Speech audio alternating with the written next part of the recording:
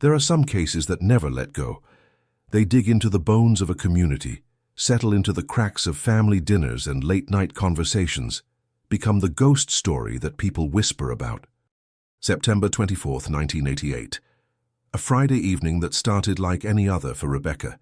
Her shift at Phoenix Children's Hospital ended at 4 o'clock, the pediatric ward humming with the usual controlled chaos of crying infants and worried parents. Her co-worker, Sandra Maines, remembered Rebecca stopping by the nurse's station to grab her things, mentioning she was heading up to Jerome to check on her mother, Eleanor, who'd been recovering from a hip replacement. Nothing unusual. Rebecca made that drive every other weekend, 120 miles of highway that cut through some of Arizona's most unforgiving landscape. She seemed tired, Sandra would tell detectives later, her voice catching on the memory. But not worried, not scared, just ready to get on the road, you know. She said she'd see me Monday morning. Monday morning came. Rebecca's station remained empty. The drive from Phoenix to Jerome takes you through layers of Arizona's geological history, each mile marker ascending from the flat sprawl of the valley into the high desert, where the air thins and the landscape transforms into something older, stranger. Rebecca knew this route by heart. She'd grown up in Jerome, that old copper mining town clinging to Mingus Mountain like a stubborn memory, where Victorian houses lean at impossible angles and the ghost of boom-and-bust prosperity still rattles through abandoned mine shafts. The last confirmed sighting placed her at the Cactus Stop, a weathered gas station and convenience store in Black Canyon City, around 6:15 in the evening. The attendant, a teenager named Kyle Brenner, remembered her because she'd been kind to him when his register jammed, patient while he fumbled with the mechanism. She'd bought a Diet Coke and a pack of spearmint gum, paid in cash, smiled, and left. Kyle watched her powder blue Civic pull back onto the highway, heading north as the sun sank behind the Bradshaw Mountains, painting the sky in shades of copper and blood orange. That was the last time anyone saw Rebecca Hartwell alive. Her mother, Eleanor, started worrying around 9 o'clock that night. Rebecca was usually punctual, and the drive should have taken no more than 2.5 hours. Eleanor called the hospital, thinking maybe her daughter had been held up with an emergency. No answer at Rebecca's apartment. By midnight, Eleanor contacted the Yavapai County Sheriff's Department, her voice trembling with a mother's premonition that something had gone terribly wrong. The initial response was measured, almost dismissive. A 29-year-old woman, responsible and employed, missing for just a few hours on a Friday night.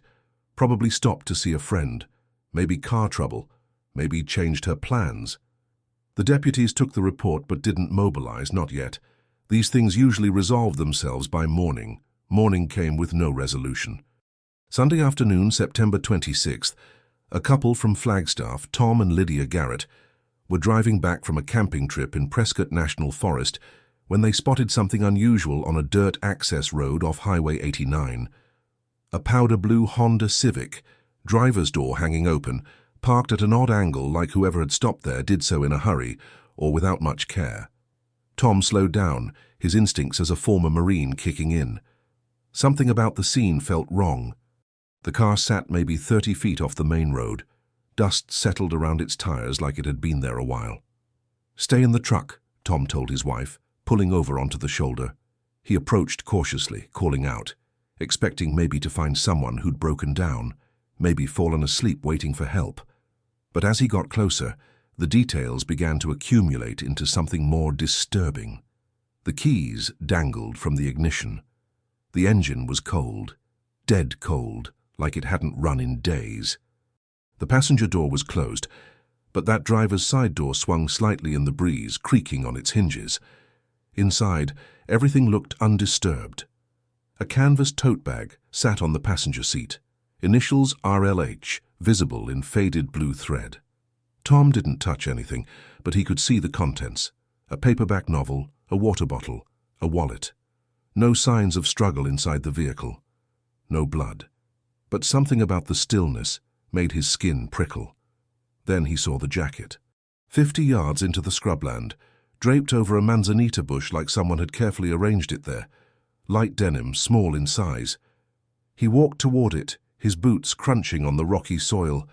And that's when he noticed the footprints, or what should have been footprints. The ground was hard-packed dirt and decomposed granite, not ideal for prints, but near the bush, in a patch of softer earth where runoff had collected, there were impressions. Tom had spent 2 tours in Vietnam and years hunting elk in the high country. He knew animal tracks: deer, javelina, coyote, even bear. These didn't match anything he recognized.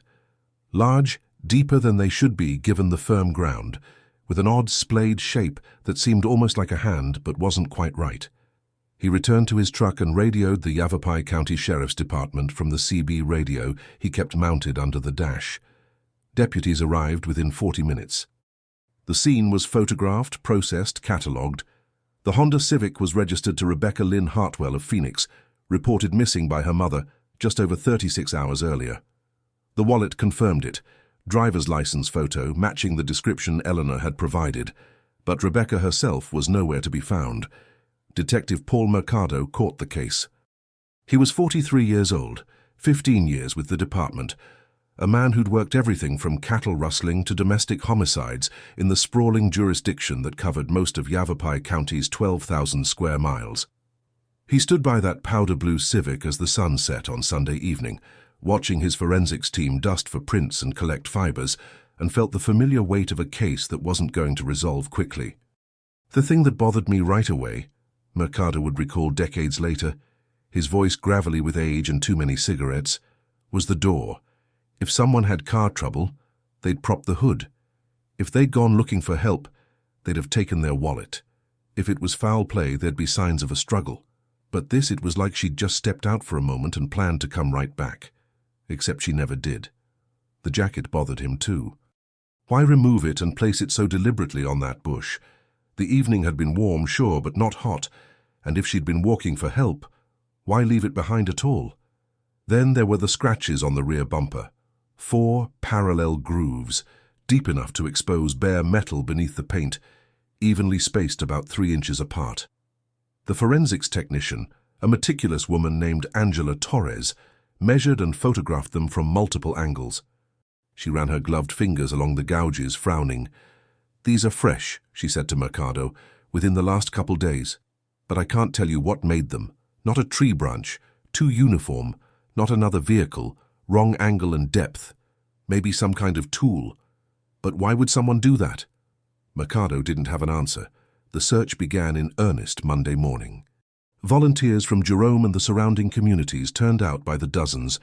Rebecca had been well loved in that old mining town, the daughter of a respected school teacher, the girl who'd made good and come back every other weekend to care for her aging mother. Search and rescue teams from 3 counties mobilized, working in a grid pattern radiating out from where the car had been found. The terrain was punishing, high desert transitioning into ponderosa pine forest, steep ravines carved by seasonal runoff, dense manzanita thickets that could hide a person just 10 feet away. They found nothing the first day, nothing the second day. On the third day, a tracking dog named Ranger, a German shepherd trained in cadaver detection, alerted near a dry creek bed about a quarter mile from the vehicle. The handlers held their breath as they approached, expecting the worst. But there was no body. Instead, they found a single sneaker, white women's size 7, matching the description of what Rebecca had been wearing. The shoe sat upright on a flat rock in the middle of the creek bed, as if someone had placed it there intentionally. The lead handler, a man named Jim Valdez, who'd been working with search dogs for 20 years, stood staring at that shoe for a long moment. Something about it made him uneasy in a way he couldn't articulate. Ranger circled the area, whining, the dog's behavior unusually agitated. Valdez tried to get him to track further, but the dog wouldn't move beyond a certain point, as if encountering an invisible barrier. He'd pull against the lead, then sit down and refuse to budge. "That's not normal," Valdez told Mercado that evening.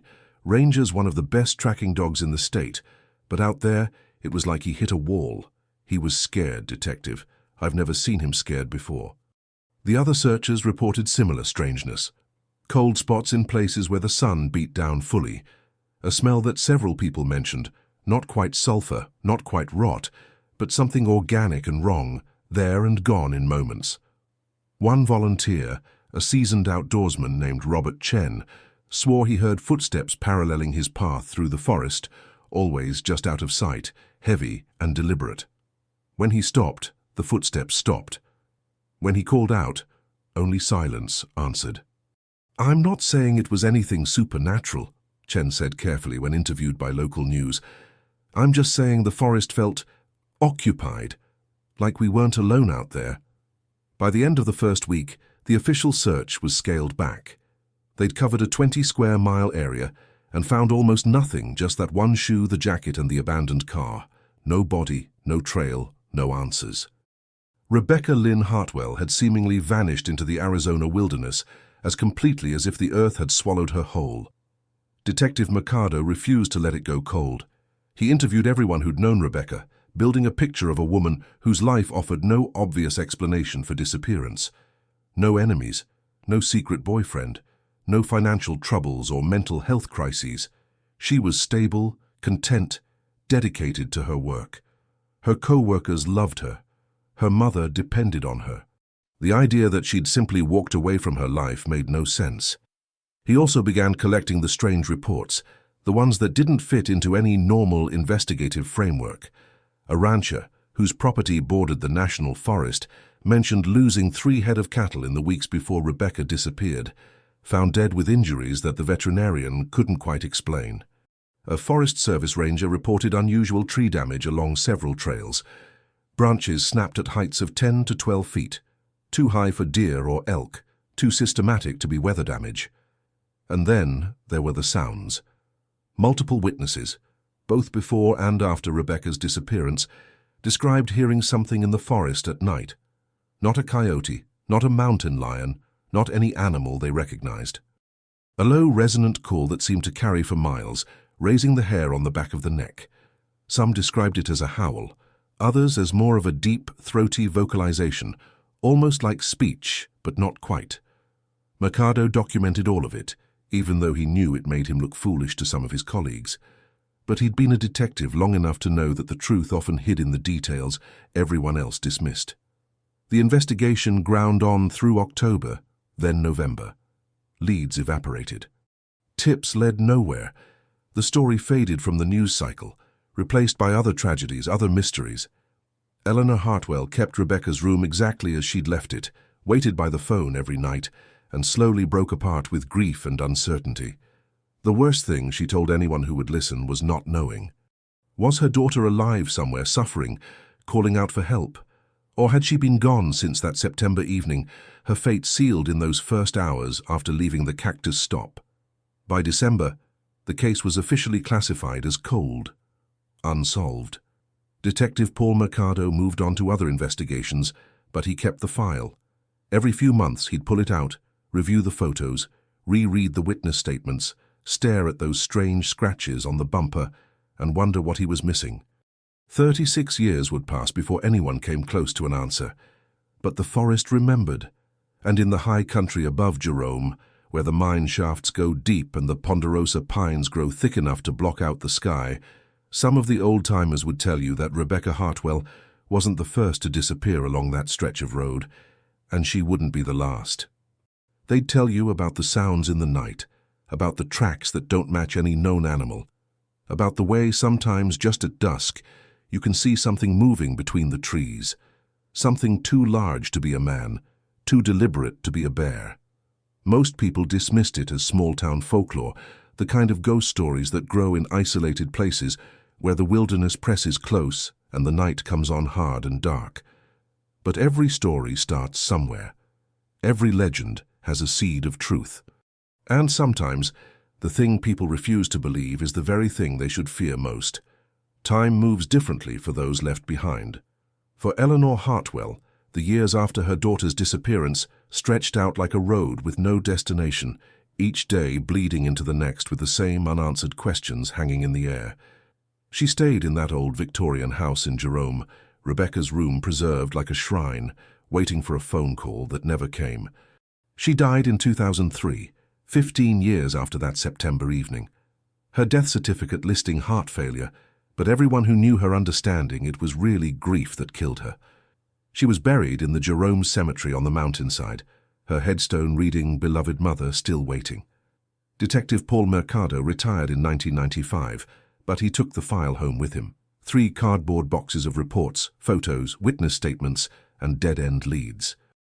His wife, Maria, got used to finding him in his garage office late at night, reading through the same pages he'd read 1,000 times before, as if repetition alone might reveal what he'd missed. He died in 2011, and his daughter almost threw the boxes away during the estate cleanup. Almost. But something made her hesitate, made her call the Yavapai County Sheriff's Department instead, and ask if they wanted this old case file back. They did. And that's when things started to shift. The detective who retrieved those boxes was named Sarah Volkov, 34 years old, 8 years on the force, and newly assigned to the Cold Case Unit, a division that hadn't existed back when Rebecca disappeared. Volkov was thorough, methodical, the kind of investigator who believed that DNA technology and modern forensics could crack cases that had stumped previous generations. She'd already closed 2 cold cases from the 1970s using genetic genealogy, and she approached the Hartwell file with the same determined optimism.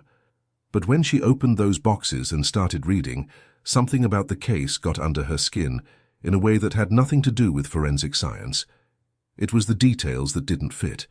The jacket placed so carefully on that bush, the shoe sitting upright on the rock, the scratches on the bumper that no one could explain, the tracking dog that refused to continue.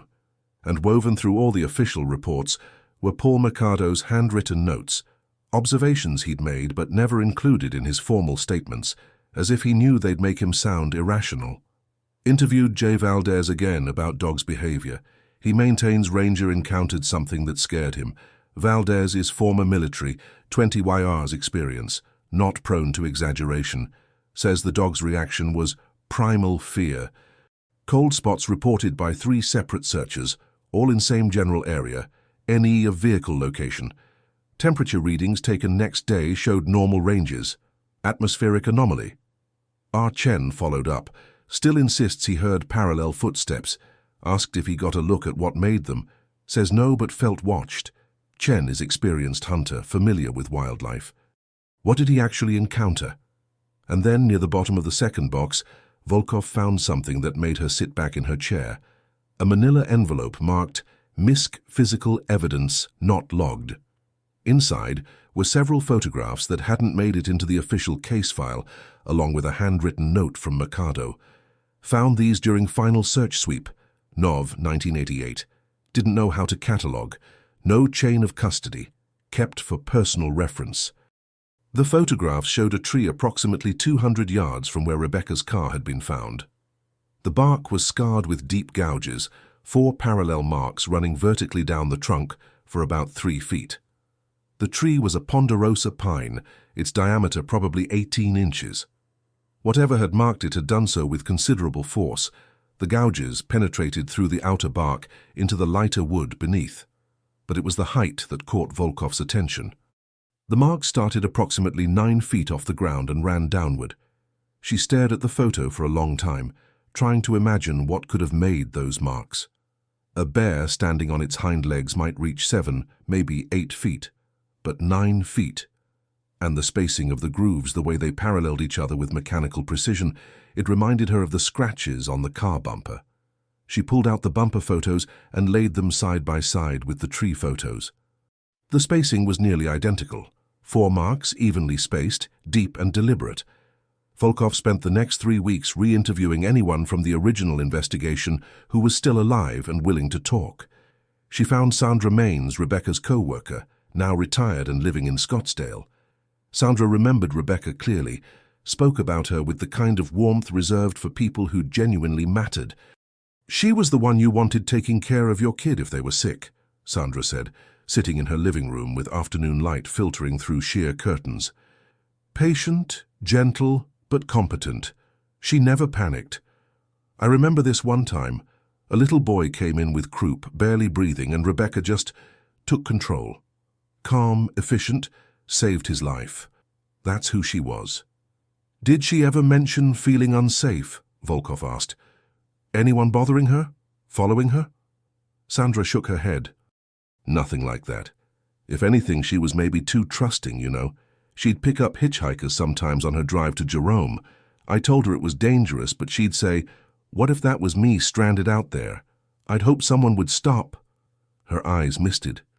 "I wonder if that's what happened, if she stopped for someone and—" But the evidence didn't support that theory. No signs of another person at the scene. No additional footprints beyond Rebecca's own, and the strange, unidentifiable impressions that had puzzled Tom Garrett and the forensics team. If someone had carjacked her or abducted her, they'd left no trace. Volkov tracked down Tom Garrett, now in his 70s and still living in Flagstaff. He remembered that September afternoon with crystalline clarity, the way trauma etches certain memories into permanent relief. "I've seen a lot of things that don't make sense," Tom said, sitting on his back porch overlooking a pine forest similar to where he'd found the car. 2 tours in Vietnam will do that, but finding that car, that whole scene, it felt wrong in a way I can't put into words. You know that feeling when you're being watched, when every instinct is telling you to get out, get away, something's not right here. That's what I felt. "The footprints you mentioned in your statement," Volkov said carefully. "Theo said they didn't match any animal you recognized. Can you elaborate on that?" Tom was quiet for a moment, looking out at the trees. "I tracked VC through jungle so thick you couldn't see 5 feet ahead. I've hunted elk in terrain that would break most people. I know what animal prints look like: deer, bear, mountain lion, you name it. These were—" He struggled for the words. "They were too big to be human, but they had a shape that was almost human. Does that make sense? Like someone took a human footprint and scaled it up, made it wider, added something that wasn't quite right. And the depth, whatever made them, was heavy. Really heavy. Could it have been a bear? I thought about that, but bear tracks have claw marks forward of the pad, and the shape is different. These were more, I don't know, elongated? And there were only a few impressions, like whatever it was had been moving carefully, deliberately. Bears don't move like that." Volkov thanked him and left, her mind churning. She'd read enough about the psychology of witness testimony to know that people's memories could be unreliable, especially decades after an event. But Tom Garrett wasn't a fantasist. He was a decorated veteran and an experienced outdoorsman. If he said the tracks were unusual, she believed something about them had been genuinely anomalous. She drove out to the location where Rebecca's car had been found. The dirt pullout was still there, unmarked except for the passage of time. The forest had reclaimed some of the area, manzanita and scrub oak growing denser, the access road rutted and rarely used.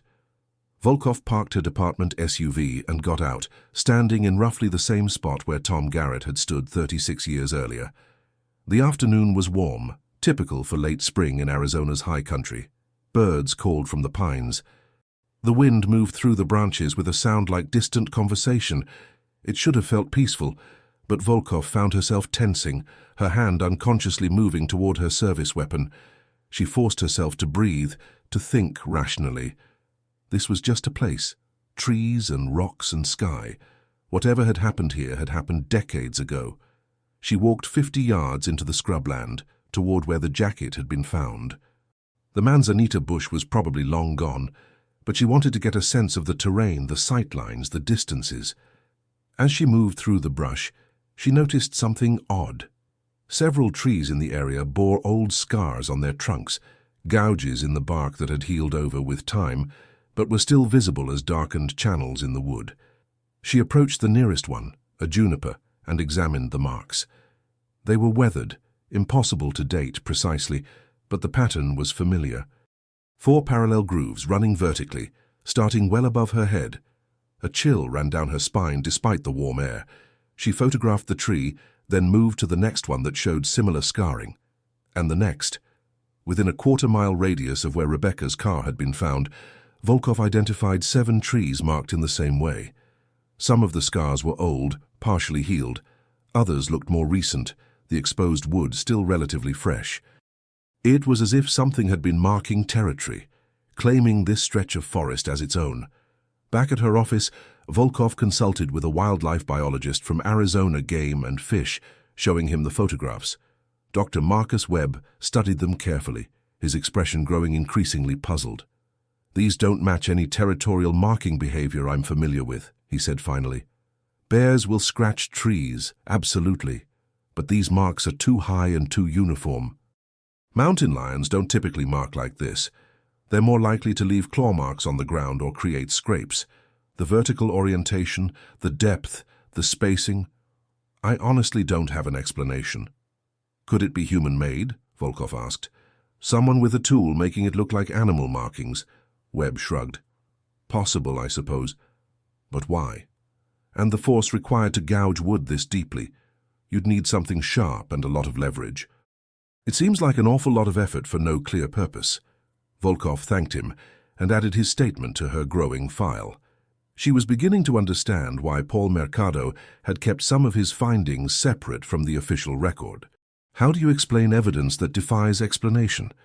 How do you write a report about tracks that don't match any known animal, marks that shouldn't exist, a case where a woman simply vanished with no logical explanation for how or why? The breakthrough, when it came, was almost mundane in its technical precision. In 2019, the Yavapai County Sheriff's Department had finally allocated funding to send evidence from cold cases for advanced DNA analysis. Volkov submitted several items from the Hartwell case: Rebecca's jacket, the sneaker, and swabs taken from the car's interior. The original forensic examination in 1988 had been limited by the technology of the time. DNA analysis existed, but was crude, expensive, and required relatively large samples. Now, 3 decades later, labs could extract and amplify DNA from the smallest traces. A few skin cells, a strand of hair, microscopic biological residue.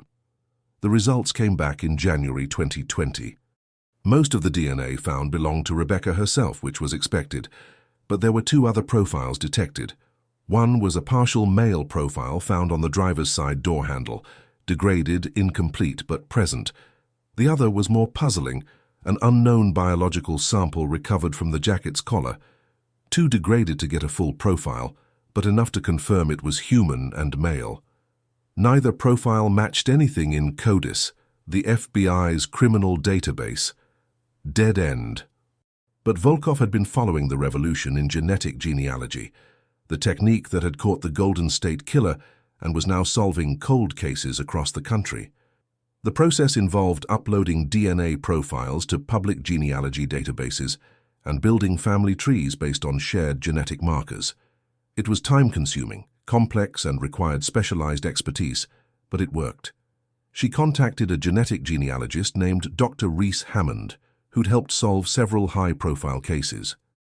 Hammond agreed to take on the Hartwell investigation pro bono, intrigued by the mystery and the age of the evidence. The work would take months, but Volkov felt for the first time since opening those boxes from Mercado's garage like she was finally moving forward. While she waited for Hammond's analysis, something else happened, something that would deepen the mystery rather than solve it. In March 2020, just as the COVID-19 pandemic was beginning to shut down the world, a hiker named David Ortega was exploring a remote section of Prescott National Forest, about 5 miles from where Rebecca's car had been found. He was experienced, well-equipped, familiar with the terrain. But as the afternoon wore on and he prepared to head back to his vehicle, he realized he'd gotten turned around. The trails all looked similar, and the overcast sky made it hard to orient by the sun. As dusk approached, David made the sensible decision to shelter in place for the night, rather than risk getting more lost in the dark. He found a small clearing surrounded by ponderosa pines, built a modest fire, and settled in with his emergency supplies.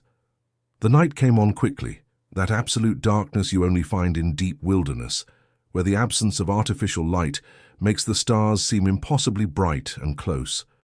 Around midnight, David woke to a sound that made every muscle in his body go rigid. It was a vocalization, somewhere between a howl and something that sounded almost like speech, a deep, resonant call that seemed to come from all around him at once, echoing through the forest. He'd heard coyotes plenty of times, even mountain lions. This was neither. It was something else entirely, something that made his rational mind shut down and his primitive hindbrain scream danger. The sound came again, closer this time. David reached for his flashlight with shaking hands and swept the beam across the perimeter of his campsite. The light caught something between 2 trees, about 50 yards away, a shape, massive and dark, too tall to be a bear, too broad to be human. For just a moment, he saw what might have been eyes reflecting the light, a golden-green eyeshine that didn't match any animal he knew. Then it was gone, melting back into the darkness so quickly he almost thought he'd imagined it. David didn't sleep the rest of that night. He sat with his back against a tree, flashlight in one hand and his knife in the other, every sense hyper-alert. The forest around him had gone absolutely silent. No insects, no birds, no small animals moving through the underbrush. Just the sound of his own breathing and the crackling of his dying fire. At first light, he packed up as quickly as his trembling hands would allow and found his way back to the trailhead. He told himself it had been fear and darkness playing tricks on his mind, but as he reached his truck, he noticed something that made his stomach drop.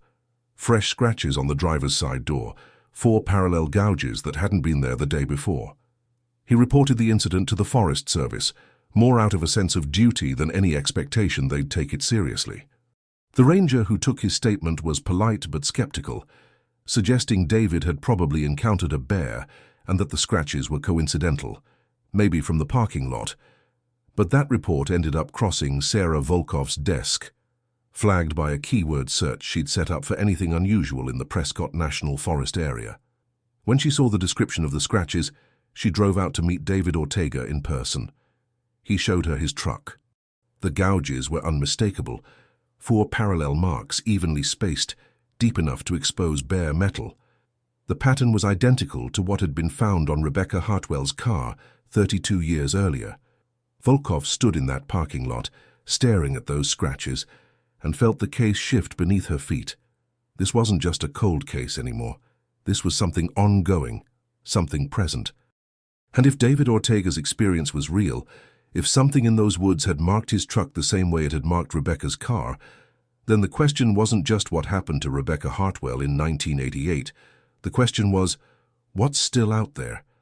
Sarah Volkov wasn't a person who believed in coincidences, but she also wasn't someone who jumped to supernatural conclusions.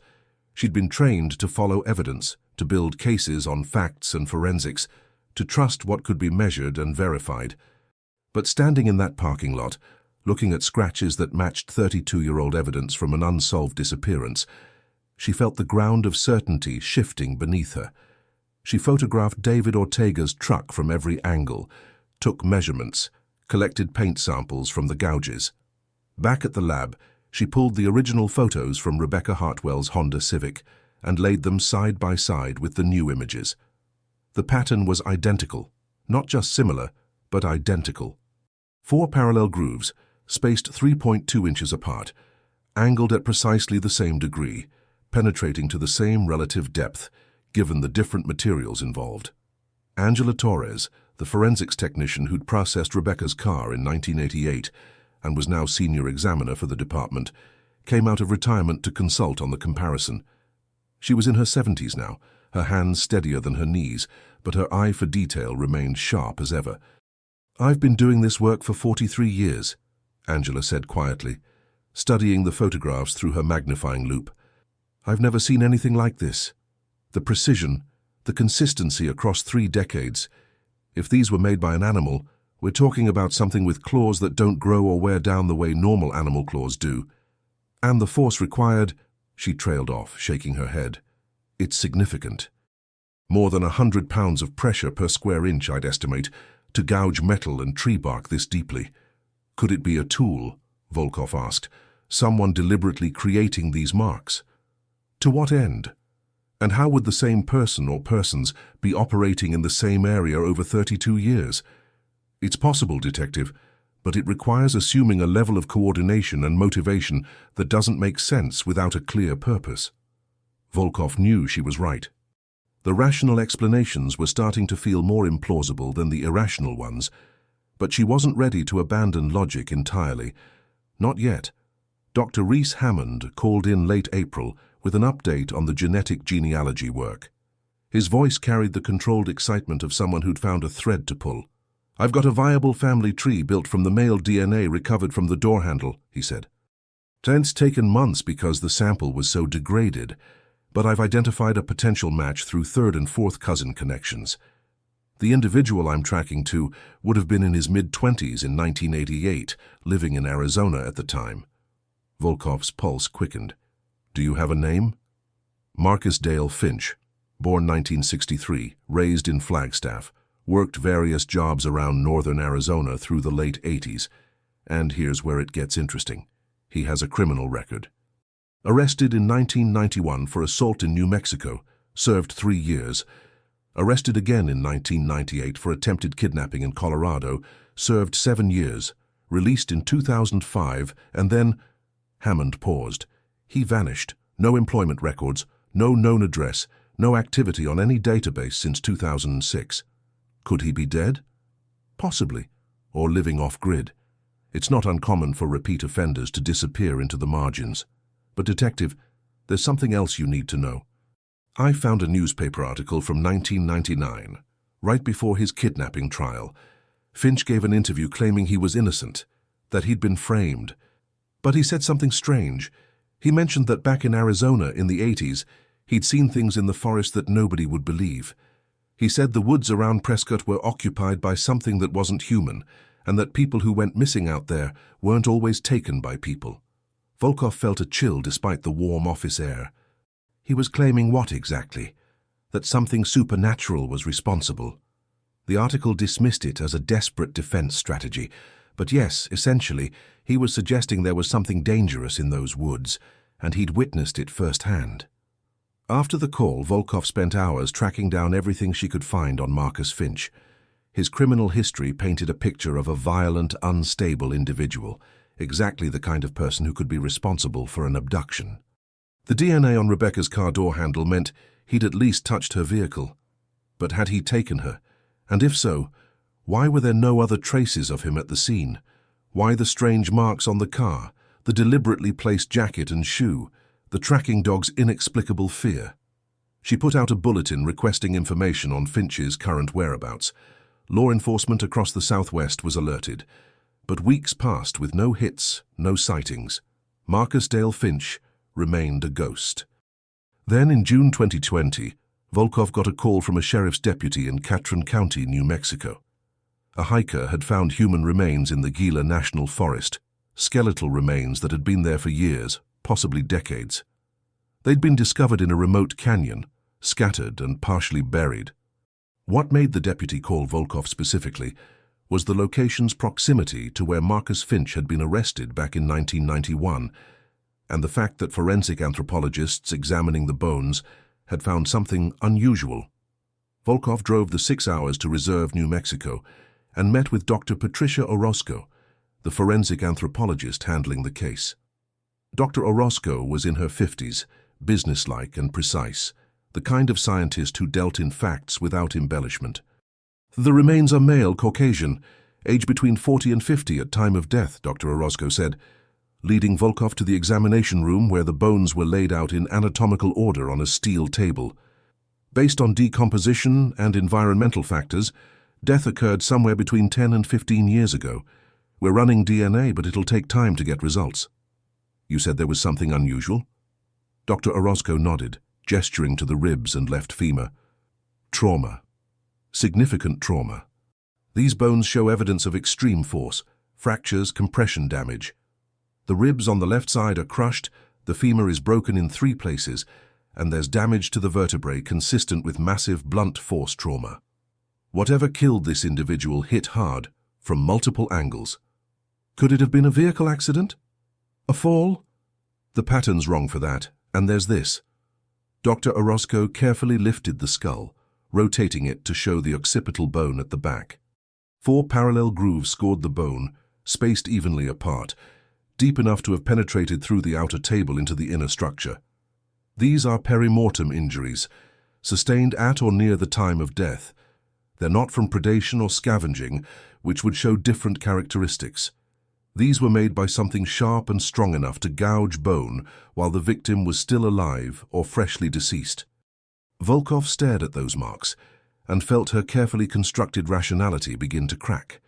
The spacing was unmistakable, 3.2 inches apart, the same pattern that had marked Rebecca's car, David Ortega's truck, the trees in Prescott National Forest. But now that pattern was carved into human bone. "Have you ever seen injuries like this before?" she asked quietly. Dr. Orozco was silent for a moment. No. And I've examined remains from bear attacks, mountain lion attacks, homicides involving knives and tools of every description. These don't match any of those patterns. The force, the precision. Honestly, Detective, I don't know what could have made these marks. The DNA results came back 3 weeks later. The remains were confirmed to be Marcus Dale Finch. He'd been dead for approximately 13 years, dying around 2007 in that remote canyon in the Gila wilderness. The cause of death was listed as massive trauma from an unknown source. Volkov sat in her office late one night, the Hartwell case file spread across her desk alongside the Finch autopsy report, and tried to make the pieces fit. Finch had touched Rebecca's car. The DNA proved that. But had he abducted her? The timeline was possible. He could have encountered her on that September evening, forced her off the road, taken her. But then what? Where was Rebecca's body? And why would Finch end up dead in New Mexico 2 decades later, with injuries that matched the marks on Rebecca's vehicle? Unless Finch hadn't been the perpetrator. Unless he'd been a witness or another victim. Unless his cryptic statement about something non-human in the Prescott woods hadn't been a desperate lie, but a desperate truth. Volkov didn't want to follow that line of reasoning. It led places her training and experience told her were impossible, but she was running out of rational alternatives. She started digging into historical records, looking for patterns, missing persons cases in and around Prescott National Forest going back decades. What she found made her stomach tighten. Rebecca Hartwell wasn't an anomaly, she was part of a pattern. In 1976, a college student named Jennifer Rourke disappeared while camping near Thumb Butte. Her tent was found intact, her belongings undisturbed, but Jennifer was gone. The case went cold.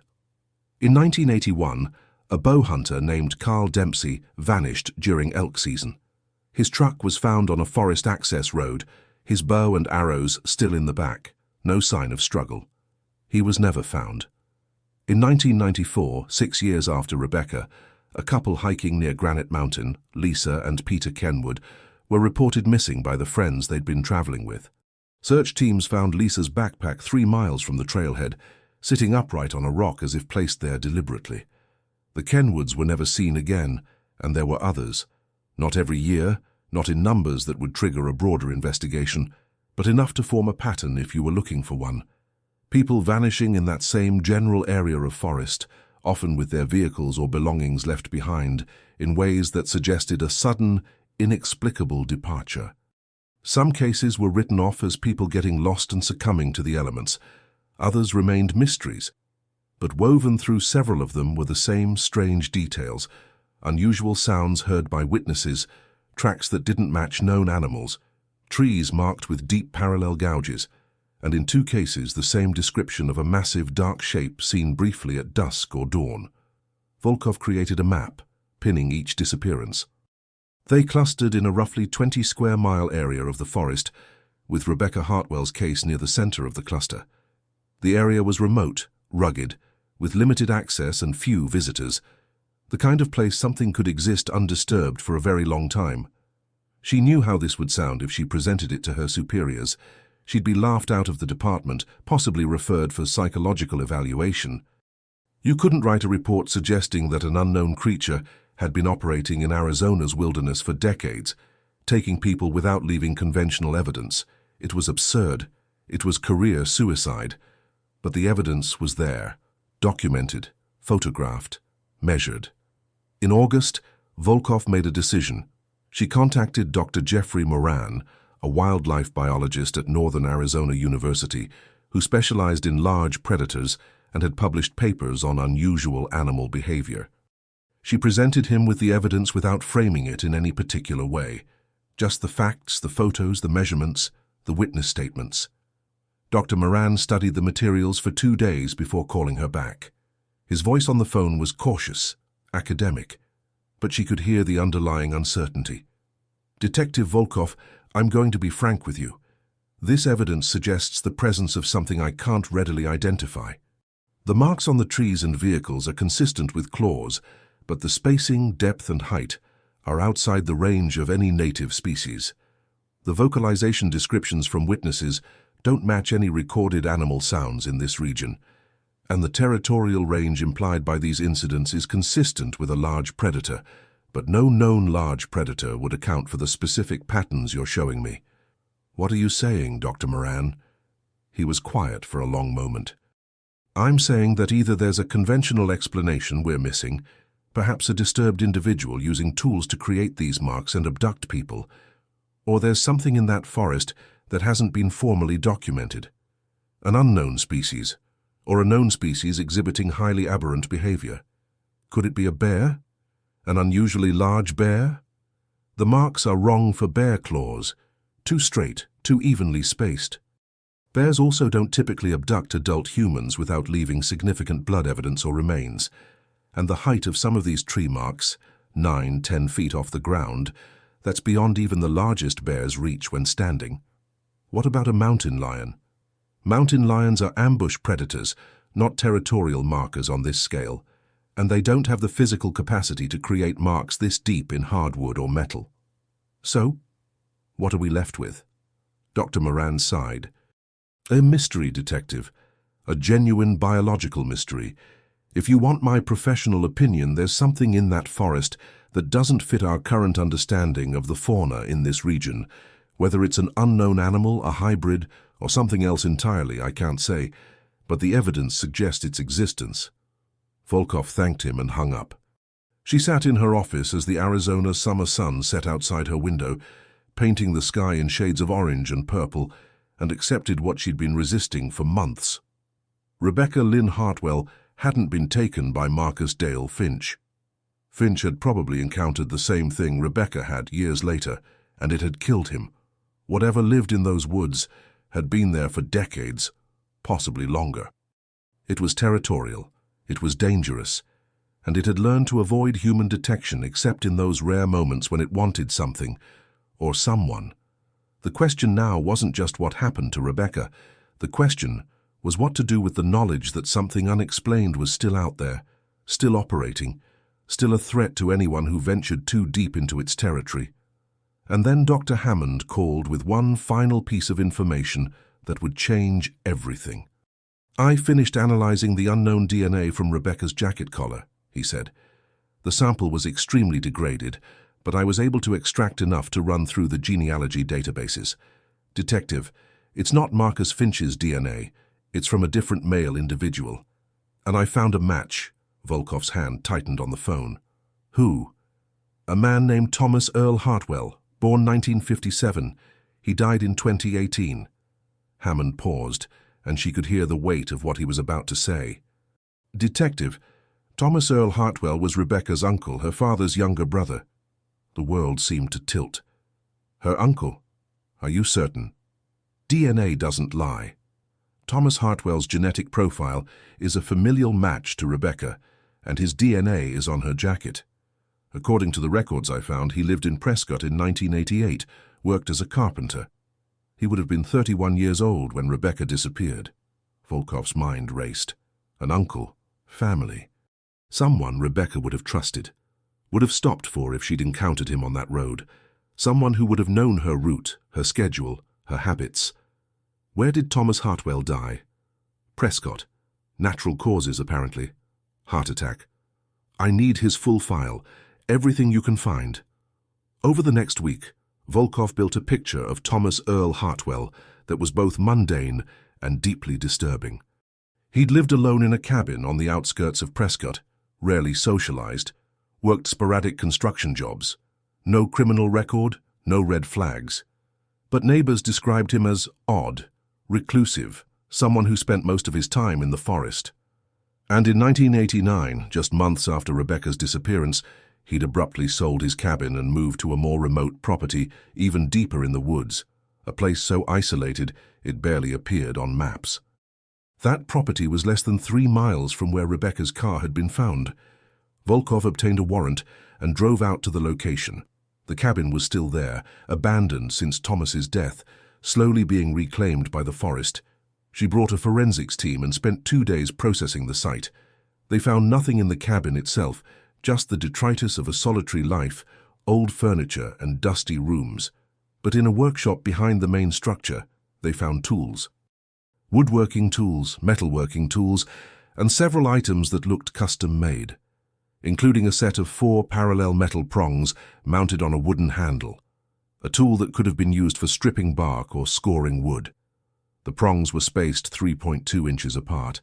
Volkov stood in that workshop as the evidence technicians photographed and bagged the tool and felt the case finally clicking into place. Not the way she'd expected, not with a simple answer, but with something closer to truth than she'd had before. Thomas Hartwell had been involved in his niece's disappearance. The DNA proved he'd had physical contact with her clothing. The tool suggested he might have created at least some of the strange marks. But had he killed her? Abducted her? Or had he been trying to cover up something else? And if he'd been responsible, why had he stayed in the area for 3 more decades? Why hadn't he fled? Unless he'd felt protected somehow, safe in the knowledge that no one would find evidence, no one would solve the mystery. Or unless he'd been watching over something, guarding something, making sure no one got too close to a truth that was bigger than one man's crime. The final answer would come from the forest itself, and Volkov was finally ready to go looking for it. Was Rebecca's disappearance the act of a troubled uncle? Or had he witnessed something he spent the rest of his life trying to hide? Sarah Volkov returned to Thomas Hartwell's abandoned property in September 2020, 32 years to the month after Rebecca disappeared. This time she brought cadaver dogs, ground-penetrating radar, and a team that included Dr. Moran, the wildlife biologist who'd analyzed the evidence. She also brought something else, a folder containing Thomas Hartwell's personal papers, retrieved from a storage unit after his death, which his attorney had finally released after Volkov's persistent legal pressure. Among the papers were journals, dozens of them spanning from 1988 until just weeks before Thomas died. The early entries were what broke the case open. September 25, 1988. Saw Rebecca on Route 89 yesterday evening right around dusk. She waved, pulled over, said she was heading to see Eleanor. I told her not to take the forest road, told her to stay on the highway. She laughed, said I was being paranoid like always. I watched her drive away and felt sick. The signs have been bad all week. Trees marked fresh. That smell in the air. Something's active again. September 27th, 1988. They found her car. I knew they would. I went out there last night after the police left, followed the trail, found her jacket first, then her shoe. I knew what it meant. I've seen this before, back in '76 with that college girl, and again in '81, same pattern. It takes them quick, leaves pieces behind like markers, like it's showing us what it can do. September 28th, 1988. Searched all night. Found tracks near Copper Creek, the big ones, 4-toed and deep. Followed them up into the high country, but lost the trail in the rocks. Found blood on a tree, too high up to be from anything normal. Rebecca's blood, I know it is, I know she's gone. It took her like it's taken the others. And I can't tell anyone because they'd lock me up or call me crazy. Who would believe that something lives in these woods that shouldn't exist? October 3rd, 1988. Paul Mercado interviewed me today. Asked if I'd seen Rebecca, if I knew anything. I told him no, lied to his face. I wanted to tell him the truth. Wanted to say that my niece is dead and it wasn't a person who killed her. But what would I say? That there's a creature in the forest that's been here longer than any of us, that takes people when it's hungry or threatened? He'd think I was covering for something worse. Maybe I am. October 15th, 1988. Found something today, up near the old silver mine, in a crevasse about 40 feet deep. Bones. Not animal bones, human bones, mixed with pieces of clothing. Some fresh, some old. Years old. I counted remains from at least 4 people down there. That's where it keeps them. That's where it puts what's left after. I climbed down with ropes, found Rebecca's other shoe, found her hospital ID badge. I took them and reburied them near my property. I couldn't leave her there with the others. Couldn't leave her in that dark hole. October 20th, 1988. I need to stay here, need to watch the forest, warn people off when the signs are bad. It's my fault Rebecca came through that day. I should have been more insistent, should have driven up to Jerome myself and brought Eleanor down to Phoenix. My fault. I'll spend whatever time I have left making sure it doesn't take anyone else if I can help it. Volkov read through years of entries with shaking hands. Thomas Hartwell had spent 3 decades living on the edge of that forest, documenting signs of what he believed was a creature's activity. Fresh tree markings, unusual tracks, periods when the forest would go silent for days. He'd posted warnings on trailheads, called in false reports of bear sightings to get areas temporarily closed, even sabotaged trails to make them impassable during what he considered high-risk periods. And he'd kept watch over a location he referred to only as the burial site. The journal entries from later years showed a man consumed by guilt and obsession, his mental state deteriorating, but his purpose never wavering. He'd documented 17 disappearances over 32 years that he attributed to the same cause, though most were never officially recorded as connected.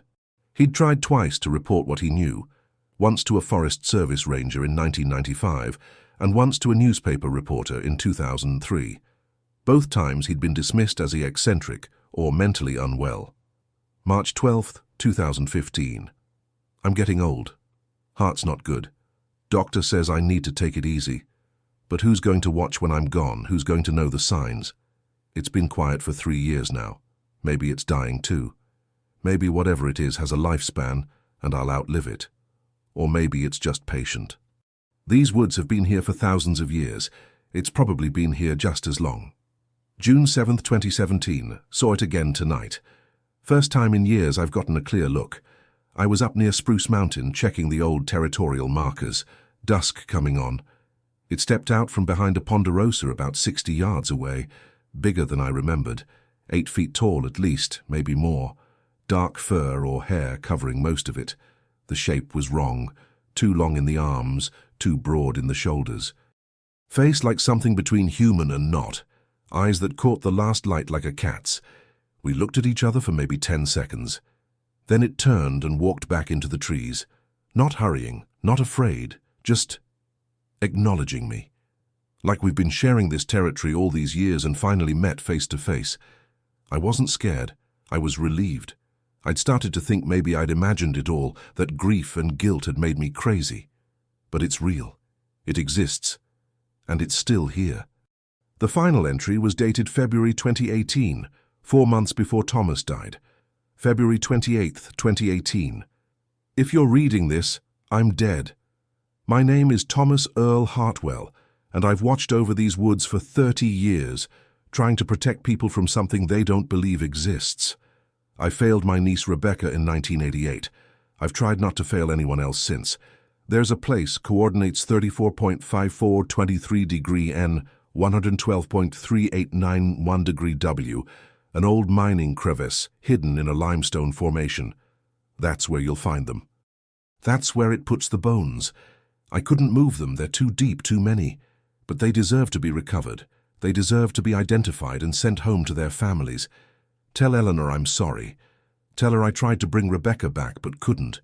Tell her it wasn't a person who took her daughter. Tell her it was something that shouldn't exist but does.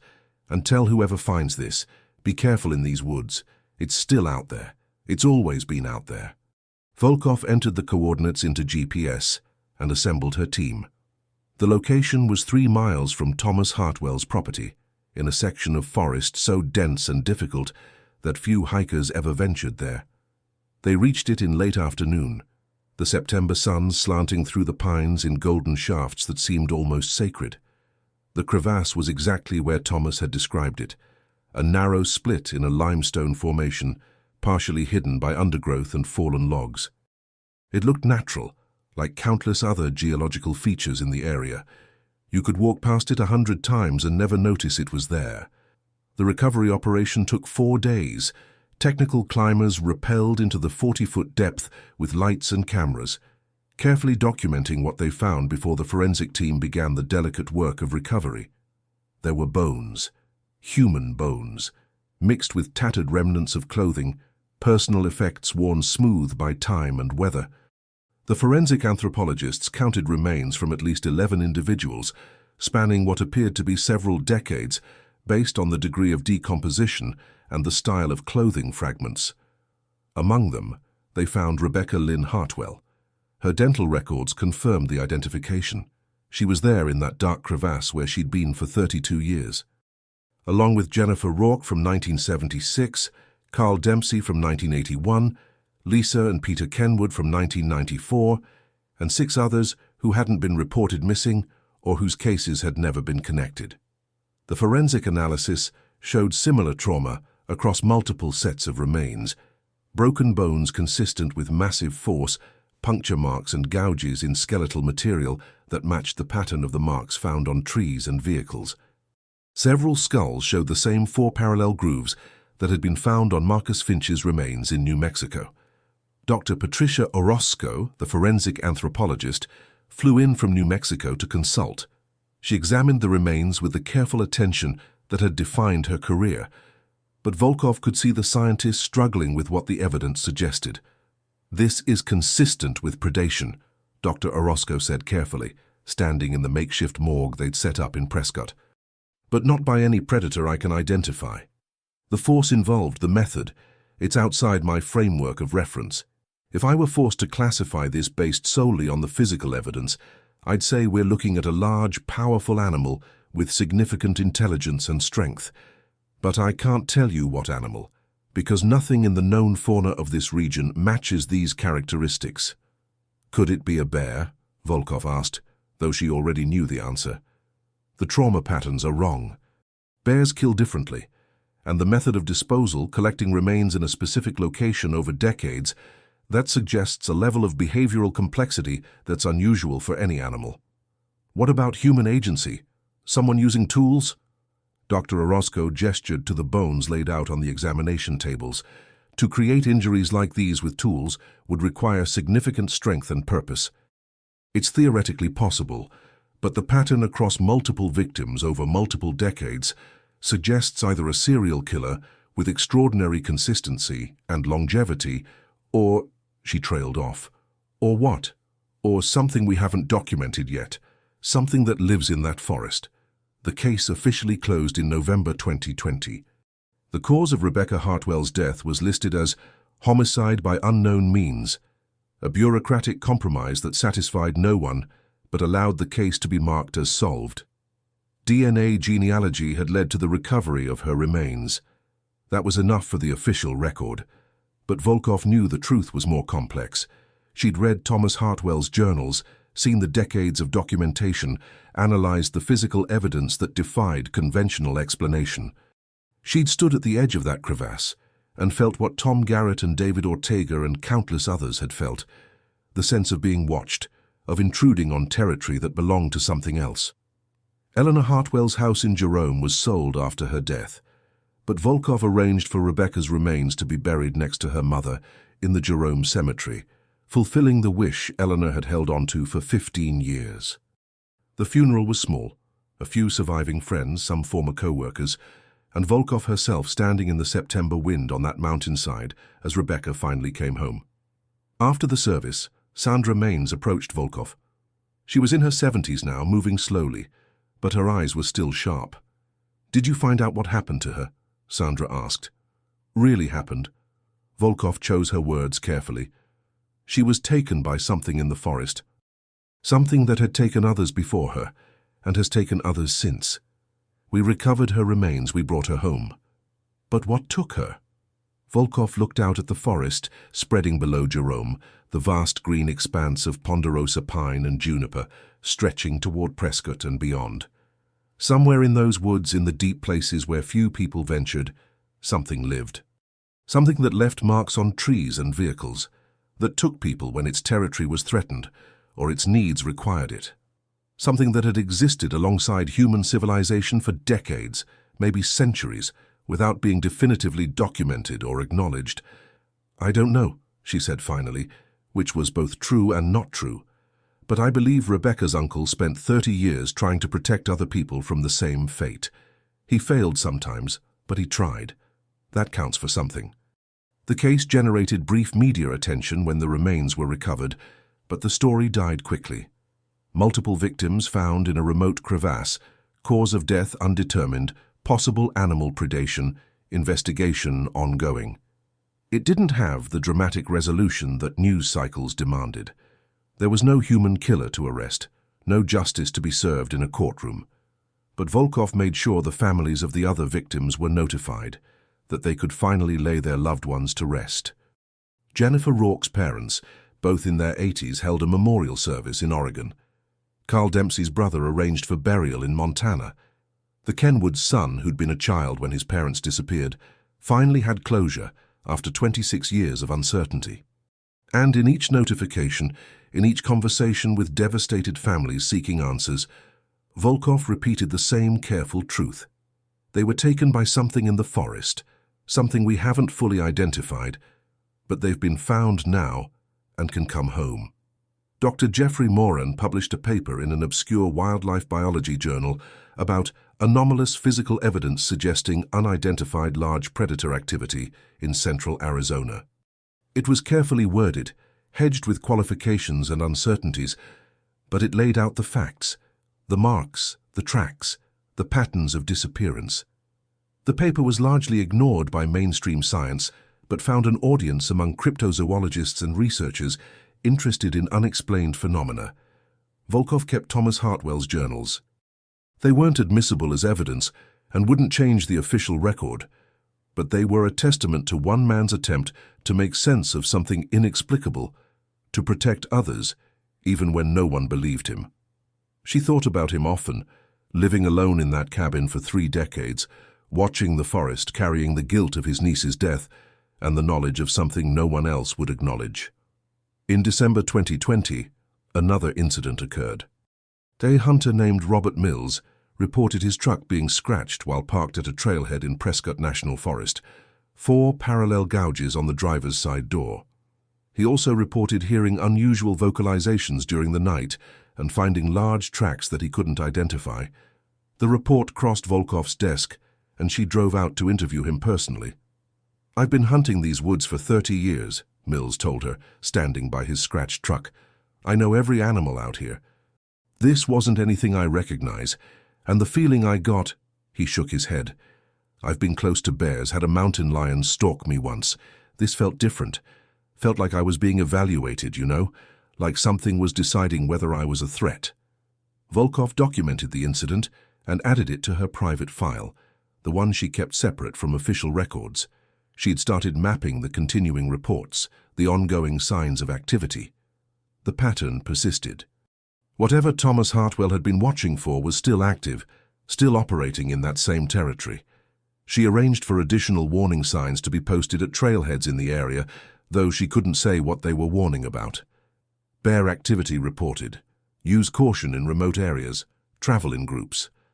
Vague enough to be defensible, specific enough to maybe save a life. And she made a decision that would have scandalized her superiors if they'd known. Once a month, she drove out to the forest, to the areas where Thomas Hartwell had marked territorial boundaries in his journals. She'd hike in a few miles, leave supplies, high-protein food, water, sometimes just her presence. She didn't know if it mattered, if whatever lived out there even noticed or cared. But she did it anyway, a continuation of Thomas's vigil, an acknowledgement that some mysteries don't have clean answers but still demand respect. On one of those hikes in March 2021, she found fresh marks on a tree, 4 parallel gouges high up on the trunk, the wood still light where the bark had been stripped away. She photographed them, measured them, and stood there in the cathedral silence of the forest, knowing she was being watched. "I know you're there," she said aloud, feeling foolish but committed. "I don't know what you are or why you do what you do, but people are paying attention now. People are watching. We found them. We brought them home. That has to mean something." The forest offered no response beyond wind, moving through pine needles and the distant call of a raven. But as Volkov hiked back to her vehicle, she felt a shift in the atmosphere, a sense of acknowledgement. Maybe she was imagining it. Maybe it was just the human need to find meaning in random events. Or maybe something in those woods understood that the old agreement had changed, that the territory it had claimed was now being claimed back by those who remembered what had been lost. Rebecca Lynn Hartwell's grave became a small pilgrimage site for people interested in the case. They left flowers, left notes, left tokens of remembrance for a woman they'd never known, but whose story had touched them. The mystery of what exactly had happened to her remained officially unsolved, but her family had closure. She'd been found. She'd been brought home. And in the high country above Jerome, where the forest grows thick and the old mine shafts descend into darkness, the trees still bear their marks. The warning signs still stand at trailheads. And sometimes, just at dusk or dawn, hikers report seeing something moving between the pines. Something too large to be human, too deliberate to be random wildlife, there and gone before any camera can capture clear proof. Sarah Volkoff retired from the Yavapai County Sheriff's Department in 2024. Her career defined by the cases she'd solved through DNA genealogy and modern forensics. But when journalists asked about her most memorable case, she always talked about Rebecca Hartwell, the nurse who disappeared in 1988 and was found 32 years later, the investigation that taught her that some questions have answers we're not equipped to fully understand. The evidence led us to her, Volkoff said in one interview. DNA, persistence, and Thomas Hartwell's conscience. We know where she was. We know generally what happened. But the exact how and why, that remains open. And maybe that's okay. Maybe some mysteries are meant to humble us, to remind us that we don't have complete dominion over the natural world, that there are still places and things that exist outside our understanding. When pressed about the unusual aspects of the case, the unexplained marks, the witness reports of something in the forest, she would smile slightly and choose her words carefully. I'm a scientist and a law enforcement officer. I deal in evidence. The evidence in this case points to something we haven't fully documented, whether that's an unknown animal species, aberrant behavior in a known species, or something else entirely. I can't say definitively. What I can say is that the forest deserves our respect and our caution, and that Rebecca Hartwell and the others we found deserve to be remembered and brought home. We did that. The rest is for others to determine. The case file remains officially open in one regard. The exact identity of what caused the deaths is listed as undetermined. But the families have closure. The mystery has been acknowledged, if not completely solved. And in the forests of central Arizona, where the pines grow tall and the canyons run deep, the old warnings still hold true. Some places belong to us. Some places belong to something else. And the wise traveler learns to recognize the difference. Rebecca Lynn Hartwell's story doesn't end with easy answers, but it ends with truth, the truth that she was loved, that she was searched for, that she was finally found and laid to rest beside her mother, that her uncle spent his life carrying the weight of what he'd witnessed, trying in his imperfect way to prevent others from suffering the same fate, that mysteries can have resolution even without complete explanation. And that in the borderlands between the known and unknown, between the documented and the impossible, human beings continue to venture forth with courage and curiosity, accepting the risks that come with exploring the wild places of our world. The forest stands eternal, indifferent to our need for certainty, but within it stories persist, carved into trees, pressed into earth, carried on the wind that moves through ancient canyons. And among those stories, Rebecca's voice endures, a reminder that every disappearance is a person, every mystery a life unlived, every solution a small victory against the darkness we can never fully dispel. The case is closed, but the questions remain, as they always will in the places where wilderness and wonder converge. Some mysteries are solved by science, but others remind us that we share this world with forces we may never fully understand. What do you believe was really out there in those Arizona woods?